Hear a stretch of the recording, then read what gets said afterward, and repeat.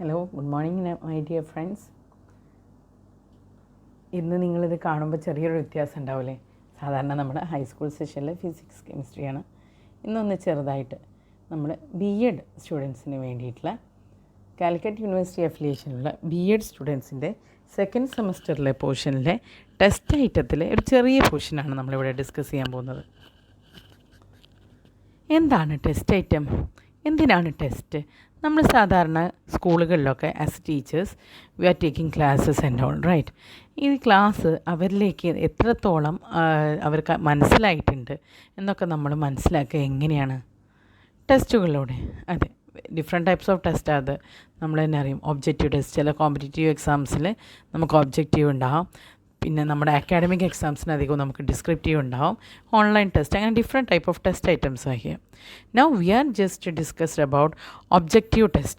Okay, what is an objective test?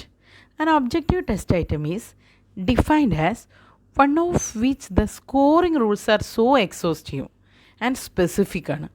Scoring rules exhaustive ആണ്. Exhaustive means what? It includes all. Okay, മലയാളത്തിൽ പറയുന്നത് സമഗ്രമായതാണ്.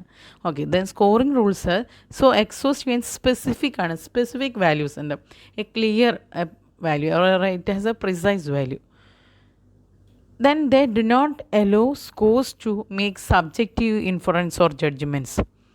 It did not alter ഒരു വ്യക്തിക്ക് അനുസരിച്ചിട്ടോ അല്ലെങ്കിൽ ഒരു പോർഷൻസ് അനുസരിച്ചിട്ടോ മാറാൻ സാധ്യതയില്ല. Because it is specific. എങ്ങനെയുള്ള ടെസ്റ്റുകളെ നമ്മൾ ഒബ്ജക്റ്റീവ് ടെസ്റ്റ് ഐറ്റം എന്ന് പറയുന്നത്? ക്ലിയർ ആണല്ലോ? And objective test item is which the scoring rules are. അവിടെ scoring rule so exhaustive and specific ആണ്. അത് നോക്കിയാൽ മതി. എല്ലാം കൂടി നമ്മൾ ആ ഒരു സ്റ്റുഡൻറ്റ് എന്താണോ നമുക്ക് ആരുടെയാണോ നമുക്ക് സ്കോർ ചെയ്യാനുള്ളത് അവരുടെ ഓൾ ഓവർ നമ്മൾ കൺസിഡർ ചെയ്യുന്നുണ്ട്. അതിൻ്റെ കൂടെ തന്നെ സ്പെസിഫിക് ആണ്. സബ്ജക്റ്റീവിനനുസരിച്ചോ മറ്റതിനനുസരിച്ചോ ഒരാളുടെ പേഴ്സണൽ ബയാസ് കൂടുതൽ നമുക്ക് ഇവിടെ എഫക്റ്റ് ആവുന്നില്ല. ദെൻ എങ്ങനെയാണ് ഒരു നല്ല ടെസ്റ്റ് ഐറ്റംസ് നമ്മൾ ക്രിയേറ്റ് ചെയ്യുക എന്നുള്ളതിനെക്കുറിച്ച് ചില suggestions. Okay, should cover as far as possible. നമ്മളൊരു പോർഷൻസൊക്കെ എടുത്തിട്ട് നമുക്ക് തന്നെ അറിയാം. നമ്മൾ ചില എക്സാംസൊക്കെ എഴുതാൻ പോകുമ്പോൾ when we study the 4-5 units but the questions came only from the first 2 units or maybe നമ്മൾ ചിലപ്പോൾ നമ്മൾ പഠിക്കാതെ ഒഴിവാക്കി നമ്മളൊരു സെലക്ഷന് വേണ്ടി ഒഴിവാക്കി വയ്ക്കുന്ന ആ ചാപ്റ്ററിൽ നിന്ന് തന്നെ കറക്റ്റ് എസ് ചോദിക്കുക അല്ലെങ്കിൽ മറ്റെന്തെങ്കിലും ക്വസ്റ്റ്യൻ ചോദിക്കുന്ന അവസരമൊക്കെ ഉണ്ടാവാറുണ്ട് അല്ലേ? ഓക്കെ, അപ്പോൾ അത് മാക്സിമം ശരിക്കും it's not a good test. It's not a quality of a good test. Actually a good test must be cover as far as it's possible and should not be set which is outside the syllabus. സിലബസിൻ്റെ outside നിന്ന് വരാൻ പാടില്ല. Okay, then more items should be set to test higher objectives. Higher ഒബ്ജക്റ്റീവ്സിന് test ചെയ്യുന്നതാണ്. ഇപ്പോൾ നമ്മുടെ ഒരു creativity or to understand ഒരു പെർസെപ്ഷൻ, ഒരു നോളജിലുള്ള പെർസെപ്ഷൻസൊക്കെ ക്ലിയർ ആവുന്നതിന് വേണ്ടിയിട്ട് ഉള്ള ഹയർ ഒബ്ജക്റ്റീവ്സിന് നമ്മുടെ മൈൻഡിൽ വെച്ച് നമുക്ക് ക്വസ്റ്റ്യൻസ് ക്രിയേറ്റ് ചെയ്യാം. Then item should provide clear directions to the students regarding the scope and length of response. എത്രത്തോളം ഈ ആൻസേഴ്സ് എത്ര വരണം? It's A one word or A short type or it should be N essay. അങ്ങനെയുള്ള correct ഒരു response അല്ലെങ്കിൽ എന്താണ് അതിൻ്റെ answer വരേണ്ടതെന്ന് ഈ എഴുതുന്ന ആൾക്ക് ക്ലിയർ ആവുന്ന രീതിയിലായിരിക്കണം questions. And the language should be clear. Okay, and easy and clear. വളഞ്ഞ് തിരിഞ്ഞിട്ട് ഇങ്ങനെ ക്വസ്റ്റ്യൻസൊക്കെ ചോദിച്ചിട്ട് ആകെ ബുദ്ധിമുട്ടിക്കാനൊന്നും പാടില്ല. നമ്മൾ ലാംഗ്വേജ് ക്രിയേറ്റിവിറ്റി ചെക്ക് ചെയ്യുന്നതാണെങ്കിലും കുഴപ്പമില്ല, ആപ്ലിക്കബിലിറ്റി ചെക്ക് ചെയ്യുന്നതാണെങ്കിലും ഒന്നും കുഴപ്പമില്ല. ബട്ട് ലാംഗ്വേജ് ക്ലിയർ ആയിരിക്കണം. നമ്മളിങ്ങനെ വളഞ്ഞ് മൂക്ക് പിടിക്കുക എന്ന് പറയൂലേ, അതിങ്ങനെയായാൽ അത് അങ്ങനെയാവുമ്പോൾ അത് ഇങ്ങനെയാവും, അങ്ങനെയൊന്നും ചോദിക്കേണ്ട. അതെന്താണ് അല്ലെങ്കിൽ ഇങ്ങനെ ആവാൻ കാരണം എന്താണ് എന്നുള്ള രീതിയിൽ ഒരു കറക്റ്റ് ഡയറക്റ്റായിട്ട് ചോദിക്കാം. ദെൻ അപ്പോൾ ഇത്രയും ഭാഗം ക്ലിയർ ആണല്ലോ. നമ്മളെന്ത് പറഞ്ഞു? ഒബ്ജക്റ്റീവ് ടെസ്റ്റ് ഐറ്റംസ് ആൻഡ് ചില സജഷനുകൾ. Mainly test items are 3 types. They are objective type, short answer type and again essay type. Okay, then again we can categorise these into they are subjective type and objective type. Subjective type include short answer type and essay type. Okay, then we can move into objective type. Objective type can be divided into 2 types, supply type and a selection type. Okay, supply type again divided into two, simple recall and completion type, that we can discuss. Okay, then selection type also have three types, that is true or false, matching and multiple choice. So here we can discuss the objective type, that is supply type and selection type. That's supply type. First one, simple recall, right? Simple recall means is a one word answer, or must be maybe a word or a number or something like that. Okay, it mainly measure the knowledge level, or a phrase, it may be a phrase. Okay, mainly knowledge level. And here we should use simple language should use. Then first we should ensure that one correct answer. Okay, ഒരുപാട് answers ഉള്ള ഒരു confusing questions ആവരുത് നമ്മളിങ്ങനെ ചോദിക്കുന്നത്. ഒരു answer, അതിന് one correct answer ഉണ്ടായിരിക്കുന്ന രീതിയിലാണ് നമ്മളിവിടെ സിമ്പിൾ റീകോൾ ക്വസ്റ്റ്യൻസിൽ കൊടുക്കേണ്ടത്. Then I should be based on curriculum. Out of സിലബസോ അല്ലെങ്കിൽ നമ്മൾ പുറത്ത് നമ്മുടെ ജനറൽ നോളജ് മെഷർ ചെയ്യുന്ന കാര്യങ്ങളൊന്നും ആയിരിക്കരുത്. ഇപ്പോൾ നമ്മൾ എക്സാമ്പിൾ പറയുകയാണെങ്കിൽ, father of who is the prime minister of our nation, എന്താണ് ആകെ ഒരുത്തരുള്ളൂ അല്ലേ, നരേന്ദ്രമോദി. അതുപോലെ ഓക്കെ, ഒരു ആൻസർ ഓൺലി അവിടെ ഉണ്ടാകാൻ പാടുള്ളൂ. Then next type which on completion. ഇത് ഏതാണെന്ന് ക്ലിയർ ആണല്ലോ. നമ്മൾ ഒബ്ജക്റ്റീവിനെ ടു ടൈപ്സ് ആക്കി. യെസ്, ഒബ്ജക്റ്റീവിനെ ടു ടൈപ്സ് ആക്കി. ഏതൊക്കെയായിരുന്നു? That is supply type and selection type. ഈ സപ്ലൈ ടൈപ്പ് എന്ന് പറഞ്ഞാൽ ഫിക്സഡ് റെസ്പോൺസ് ടൈപ്പാണ്. ഓക്കെ, ദെൻ അതിൽ സിമ്പിൾ റീകോൾ നമ്മൾ ചെക്ക് ചെയ്തു. നെക്സ്റ്റ് ഇപ്പോൾ yes, what a completion means എൻ്റെ വേർഡ് തന്നെ ക്ലിയർ ആണ്. A sentence replaced by blanks അല്ലേ, ഡാഷസ് ഒക്കെ ഉള്ള ഇതാണ് നമ്മൾ കംപ്ലീഷനിൽ വരുന്നത്. ഓക്കെ, ഇതിൻ്റെ കുറച്ച് സജഷൻസ്. കംപ്ലീഷൻസ് നമ്മൾ ഉണ്ടാക്കുന്ന സമയത്ത് we should avoid same statements from text ബുക്കിൽ അതേ സ്റ്റേറ്റ്മെൻറ്റ് തന്നെ നമ്മൾ മാക്സിമം അവോയ്ഡ് ചെയ്യണം. ബിക്കോസ് ഒരു റോട്ട് ലേണിങ്ങിനുള്ള ഒരു സാധ്യത അവിടെയുണ്ട്, ഒരു മനപ്പാടായിട്ട് പഠിക്കാനുള്ള അവസ്ഥ അവിടെയുണ്ട്. So we should be careful about that. Okay, then statement should be simple ആവണം. നമ്മളത് നേരത്തെ പറഞ്ഞ പോലെ തിരിഞ്ഞു മറിഞ്ഞൊന്നും ചോദിക്കരുത്, സ്റ്റേറ്റ്മെൻറ്റ് സിമ്പിളായിരിക്കണം. Then try to anticipate all possible answers that might be marginally correct. Okay, എല്ലാം നമ്മൾ ഏതൊക്കെ ആൻസേഴ്സ് അതിന് വരും എന്നുള്ളത് നമ്മൾ പ്രെഡിക്റ്റ് ചെയ്യണം ആദ്യം. Anticipate all possible answers that may marginally correct, അതിന് ഏകദേശം കറക്റ്റായിട്ട് വരാവുന്നത് ഏതൊക്കെയാണ് എന്നുള്ളതിനെക്കുറിച്ച് നമുക്കൊരു ഐഡിയ ഉണ്ടായിരിക്കണം. Then it is preferably not to begin with blanks കൊണ്ട് സ്റ്റാർട്ട് ചെയ്യുന്നത് അത്ര ഒരു ഗുഡ് ടെസ്റ്റിൻ്റെ ക്വാളിറ്റീസ് അല്ല. Okay, then one correct response ആയിരിക്കണം. മാക്സിമം വൺ കറക്റ്റ് റെസ്പോൺസ് ഉള്ളത് മാത്രമേ നമ്മൾ സിമ്പിൾ റീകോൾ ടൈപ്പ് പോലെ തന്നെയാണ് കംപ്ലീഷനിലും ഒരു റെസ്പോൺസ് ഉള്ളത് മാത്രമായിട്ട് നമ്മൾ ശ്രദ്ധിക്കണം. Then blanks should be of uniform length. ഇപ്പോൾ ഫസ്റ്റ് ക്വസ്റ്റ്യൻ്റെ ഒരു ബ്ലാങ്കിന് ഡാഷിന് നമ്മളൊരു ലെങ്ത്ത് കൊടുത്തു. സെക്കൻഡ് ക്വസ്റ്റ്യന് നമ്മൾ പിന്നെ ചെറുതാക്കി, തേർഡ് ക്വസ്റ്റ്യൻ നല്ല വലുതാക്കി. അങ്ങനെയുള്ളതൊന്നും പറ്റില്ല. മാക്സിമം നമ്മൾ എത്ര 5 ക്വസ്റ്റ്യനാണ് ബ്ലാങ്ക്സ് കൊടുക്കുന്നത്, എല്ലാത്തിൻ്റെയും ബ്ലാങ്ക്സ് ഏകദേശം സെയിം യൂണിഫോം ലെങ്ത്ത് ഉള്ളത് കൊടുക്കണം. Then avoid grammatical hints, especially concord പോലത്തെ. ഇപ്പോൾ ഒരു ആപ്പിളാണ് അവിടെ വരണമെങ്കിൽ ഇറ്റ് ഈസ് ആൻ ഡാഷ് ബ്രാക്കറ്റിൽ ആപ്പിൾ മാംഗോ. അപ്പോൾ അവിടെ നമ്മൾ കൺകോഡ് ചെക്ക് ചെയ്യുന്നതാണെങ്കിൽ ഓക്കെ. അതല്ലാത്ത രീതിയിലാണെങ്കിൽ കൺകോഡല്ല ചെക്ക് ചെയ്യുന്നത്. ഇപ്പോൾ ആ ഒരു എക്സാമ്പിൾ നമുക്ക് പറ്റില്ല. ഓർ എനി യൂണിവേഴ്സിറ്റീസ് അങ്ങനെ ക്ലിയർ ആണല്ലോ. ഒരു ഹിൻഡ് കൊടുക്കുന്ന രീതിയിലുള്ള ക്വസ്റ്റ്യൻസ് അതിൻ്റെ തൊട്ട് മുമ്പ് കൺകോഡ് ഉണ്ടാവരുത്. കൺകോഡ് അടക്കം അവർ എഴുതട്ടെ. നെക്സ്റ്റ് സെഷനാണ് ട്രൂ ഓർ ഫോൾസ്. ക്ലിയർ ആണല്ലോ. നമ്മൾ പറഞ്ഞു സപ്ലൈ ടൈപ്പ് ഉണ്ട്, സെലക്ഷൻ ടൈപ്പ് ഉണ്ട്. സപ്ലൈ ടൈപ്പിൽ ഫസ്റ്റ് വൺ ആണ് simple recall and second one ആണ് കംപ്ലീഷൻ ടൈപ്പ്. ദെൻ സെലക്ഷൻ ടൈപ്പിൽ ഫസ്റ്റ് വൺ ആണ് ട്രൂ ഓർ ഫോൾസ്. ദെൻ അതിനകത്ത് it is the ability to true or false എന്താ ചെയ്യുന്നത്? It gives the ability to discriminate between misconceptions and scientific truth. It is suitable for young children who have poor vocabulary and large sample of subject matter can be covered within a short period. ഇത് ഒരുപാട് true or ഫോൾസിൽ നമുക്ക് കൂടുതൽ portions കുറച്ച് സമയത്ത് നമുക്ക് include ചെയ്യാം. Then അതിനകത്ത് തന്നെ സെലക്റ്റീവായിട്ട് ഐഡൻറ്റിഫൈ ചെയ്യാൻ പറ്റും എന്തൊക്കെ അതിനുണ്ട്, ഏതൊക്കെ ക്യാരക്ടറിസ്റ്റിക്സിന് അതിനില്ല എന്നൊക്കെ രീതിയിൽ ട്രൂ ഓർ ഫോൾസ് ക്വസ്റ്റ്യൻസിന് കൺസിഡർ ചെയ്യാൻ പറ്റും. മെയിൻലി ഇത് നമ്മൾ ചെറിയ സ്റ്റുഡൻസ്, പ്രൈമറി ഉള്ള സ്റ്റുഡൻസിൻ്റെ ബുക്സിലൊക്കെ കൂടുതൽ കാണാറുണ്ട് ട്രൂ ഓർ ഫോൾസ്. ബിക്കോസ് അവർക്ക് വെക്കാബുലറി ഒരുപാട്, ഒരു മൊത്തം ഫ്രേസ്, ഒരു മൊത്തം സെൻറ്റൻസ്, എന്തിൻ്റെയും ഒരു peculiarity.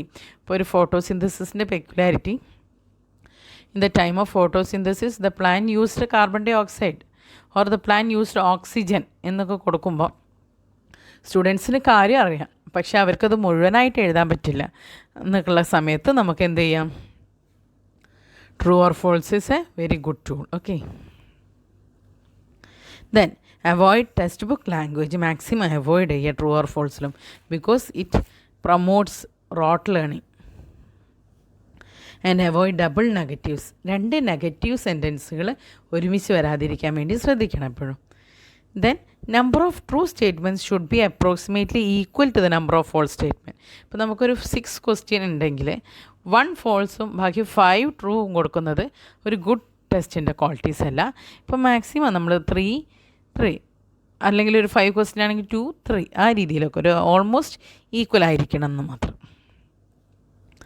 Then limit true or false statement to a single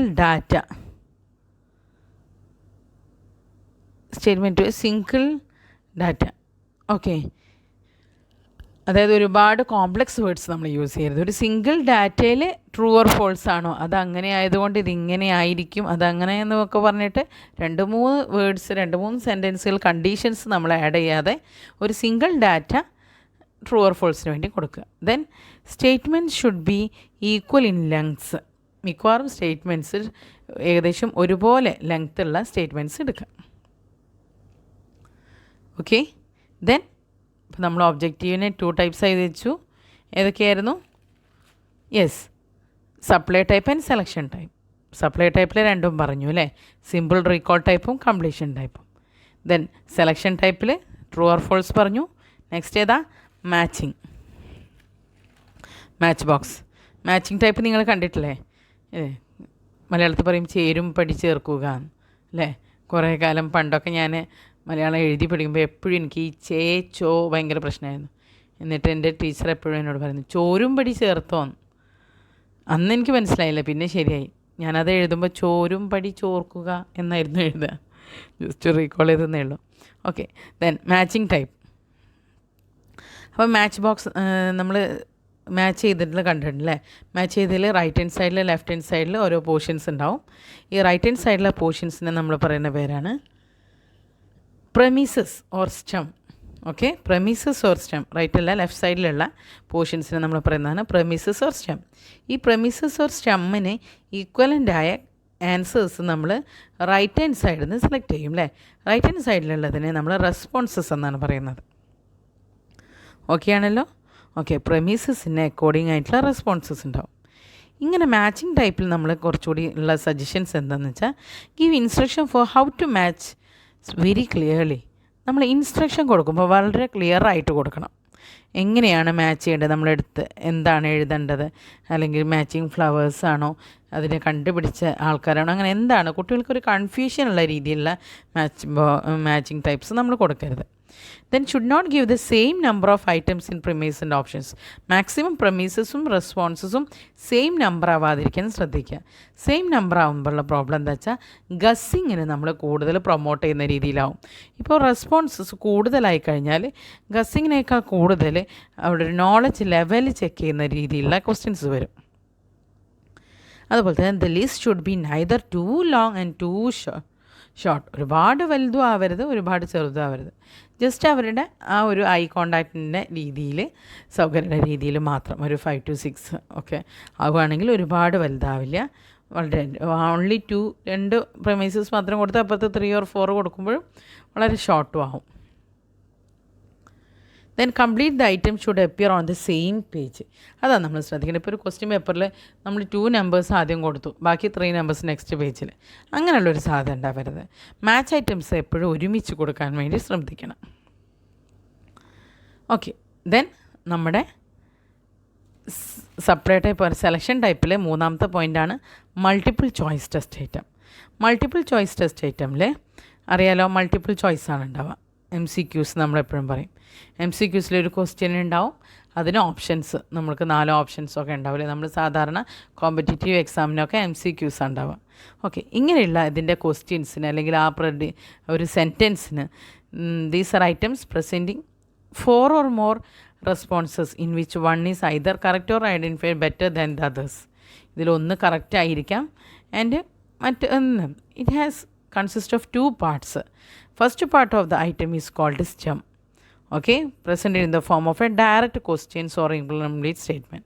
And the second part is known as options അല്ലെങ്കിൽ alternatives or responses എന്നൊക്കെ പറയും. നമ്മൾ ഓപ്ഷൻസ് ആയിട്ട് കൊടുക്കുന്നത് 2 പാർട്ടാണ് MCQസിന് ഉണ്ടാവുക. First part the item is called stem എന്ന് പറയുന്നത്. അത് present in the form of a direct ക്വസ്റ്റ്യനോ ഇൻകംപ്ലീറ്റ് സ്റ്റേറ്റ്മെൻറ്റോ എന്തെങ്കിലുമൊക്കെ ആയിരിക്കും. ഇനി നമ്മൾ അതിനകത്ത് 4 or 5 ഓപ്ഷൻസ് കൊടുക്കുന്നു. ഈ 4 or 5 ഓപ്ഷൻസിൽ ഒന്നായിരിക്കും കറക്റ്റ് അല്ലേ, ബെസ്റ്റ് ആൻസർ എന്ന് പറയുന്നത്.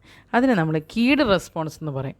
ഓക്കെ, അതല്ലാത്ത കീഡ് റെസ്പോൺസ് അല്ലാത്ത ഓപ്ഷൻസുകളെ distractors or misleads or foils എന്നൊക്കെ പറയുന്നുണ്ട്. ഓക്കെ ആണല്ലോ. ദെൻ മൾട്ടിപ്പിൾ ചോയ്സ് ഐറ്റംസിൻ്റെ ക്വസ്റ്റ്യൻസ് ഉണ്ടാക്കുമ്പോഴുള്ള suggestions. It is ridiculous to include a very obviously incorrect answer as distractor. Okay, to include a very obviously incorrect answer as distractor. അത് കുറച്ച് ബുദ്ധിമുട്ടാണ്. നമ്മൾ വളരെ കറക്റ്റ് ഇത് ക്രിയേറ്റ് ചെയ്യുന്നതിന് വേണ്ടിയിട്ട് ഒരു കറക്റ്റ് തെറ്റായിട്ടുള്ളൊരു ആൻസർ ആയിരിക്കണമല്ലോ. Then avoid copied sentence from text book. അതെന്തിനായിരിക്കും? Yes, very correct. To avoid rote learning method. Then each item should have 4 or 5 options. Be sure that only one correct best answer is given. Same type of language ആയിരിക്കണം use ചെയ്യുന്നത്. Then avoid double negatives and avoid distractors that do not fit grammatically with the stem. ഒരു രീതിയിൽ നമുക്ക് പറയുമ്പോൾ ഒരു രീതിയിലും പറയാൻ പറ്റാത്ത രീതിയിൽ ഗ്രാമാറ്റിക്കലി ഒട്ടും വരാത്ത രീതിയിലുള്ള സ്റ്റെമ്മും ഓപ്ഷൻസും ആവരുത്. അവോയ്ഡ് ഓൾ ദി അബോ അല്ലെങ്കിൽ നൺ ഓഫ് ദീസ് എന്നൊക്കെ നമ്മൾ അധികം കാണാറുണ്ട്. പക്ഷേ it's not a peculiarity of a good test. Okay, even though maximum നമ്മളത് ഒഴിവാക്കുക. All the above none of these ഒക്കെ. നെക്സ്റ്റ്, അപ്പോൾ ഇത്രയും ഭാഗം ക്ലിയറായി. എല്ലാവർക്കും ഒന്ന് ആലോചിക്കണേ. ഒബ്ജക്റ്റീവ് ടൈപ്പാണുള്ളത്. Objective type can be divided into 2 type, that is supply type and selection type. ഈ ഒബ്ജക്റ്റീവ് ടൈപ്പ് ഫിക്സഡ് റെസ്പോൺസ് ടൈപ്പാണ്. Then supply type and selection type. Supply type again divided into 2 type, that is simple recall and completion. And selection type can be divided into 3 types, true or false, matching and multiple choice. Clear ആണല്ലോ? ഇതിൻ്റെ advantages ഒന്ന് check ചെയ്യാം. It can be scored objectively and easily. വളരെ clear ആണല്ലേ? Okay, it is A very good tool for ensuring coverage. Maximum നമുക്ക് ഒരു ചാപ്റ്ററൊക്കെ cover ചെയ്യുന്നതിന് വേണ്ടി ഒരു 20 ക്വസ്റ്റ്യൻ അല്ലെങ്കിൽ ഒരു 10 ക്വസ്റ്റ്യൻസൊക്കെ നമുക്ക് അതിൻ്റെ എല്ലാ പോർഷൻസും നോക്കിയിട്ട് നമുക്ക് കവർ ചെയ്യാൻ പറ്റും. Then it reduces the subjective element of the examiner to the minimum. ഒരു എക്സാമിനറിൻ്റെ ഒരു ക്യാരക്ടർ, ഇപ്പോൾ ഒരു സൈക്കോളജി ടീച്ചർ അല്ലെങ്കിൽ ഒരു സയൻസ് ടീച്ചർ ക്വസ്റ്റ്യൻ ഇടുന്നതും ഒരു ലാംഗ്വേജ് ടീച്ചർ ക്വസ്റ്റ്യനിൽ നൽകുന്ന ആ subjectivity difference objective test maximum കയറില്ല. കാരണം ആസ് ഫാർ ആസ് പോസിബിൾ നമ്മളതിനെ ഷുഡ് കവർ ചെയ്യുകയൊക്കെ വേണം. അപ്പോൾ അതിൻ്റെ എല്ലാ പോർഷൻസും നമ്മൾ വരും. അപ്പോൾ ആ ടീച്ചറിൻ്റെ ഒരു ബയാസ് അതിനുള്ള സാധ്യത കുറവാണ് ഒബ്ജക്റ്റീവ് ടെസ്റ്റുകൾക്ക്. Greater reliability and better content validity. Okay, it promotes economy of time. ടീച്ചറുടെയും ആണെങ്കിലും ചെക്ക് ചെയ്യുന്നവരുതാണെങ്കിലും സ്റ്റുഡൻസിൻ്റെ ആണെങ്കിലും 1 വേർഡ് ആൻസേഴ്സ് ആകുമ്പോൾ പെട്ടെന്ന് ഇപ്പോൾ എസ്സേ ടൈപ്പൊക്കെ ആകുമ്പോൾ ഓരോരുത്തരുടെയും ടൈം വ്യത്യാസം ഉണ്ടാവും. And it remains irrelevant factors such as speed of writing, fluency of expression, literacy style, good hand writing and neatness etcetera. It carefully planned and it can measure the higher. അങ്ങനെ നന്നായിട്ട് plan ചെയ്ത് നോക്കുകയാണെങ്കിൽ നമ്മുടെ higher order mental process of understanding, application, analysis, prediction, interpretation, അതുപോലെ തന്നെ creativity ഒക്കെ measure ചെയ്യുന്നതിന് വേണ്ടി നമുക്ക് ഒബ്ജക്റ്റീവ് ടെസ്റ്റുകൾ തന്നെ യൂസ് ചെയ്യാൻ പറ്റും. ഡിസഡ്വാൻറ്റേജുകൾ എന്തൊക്കെയാണ്? Difficult to prepare good items. Cover ചെയ്ത് കഴിഞ്ഞിട്ട് അത്രയും ചെറിയ രീതിയിലാക്കി മാക്സിമം ഒരു റിലയബിളായ എക്സാംസ് നടത്തുക എന്ന് പറഞ്ഞാൽ it is something little difficult. Then problem of guessing നന്നായിട്ട് വരും. ഗസ് ചെയ്തിട്ട് ആൻസർ ചിലരൊക്കെ പറയാറുണ്ട് ഞാൻ കറക്കി കുത്തിയതൊക്കെ ഭയങ്കര കറക്റ്റായി എന്നൊക്കെ അല്ലേ. ഓക്കെ, അപ്പം ഒരു ലക്ക് അവിടെ മെഷറിങ് പോലെ. Then problem of cheating, copy ചെയ്യാനുള്ള ഇപ്പോൾ പുറകിലേക്ക് ഇരിക്കുന്ന student first question first option എഴുതി, അപ്പോൾ അത് തന്നെ റിപ്പീറ്റ് ചെയ്യുകയാണെങ്കിൽ അപ്പോൾ അങ്ങനെയുള്ളത് ഒഴിവാക്കാനല്ലേ. കോമ്പറ്റേറ്റീവ് എക്സാമിനൊക്കെ തൊട്ടടുത്തിരിക്കുന്നവർക്കൊക്കെ ഡിഫറെൻറ്റ് വേർഷൻസ് ആണ് കൊടുക്കുക അല്ലേ. ഓക്കെ, അത് അങ്ങനെയൊക്കെ ഡിഫറെൻറ്റ് മെത്തേഡ് എങ്കിലും ദർ ഈസ് എ ചാൻസ്.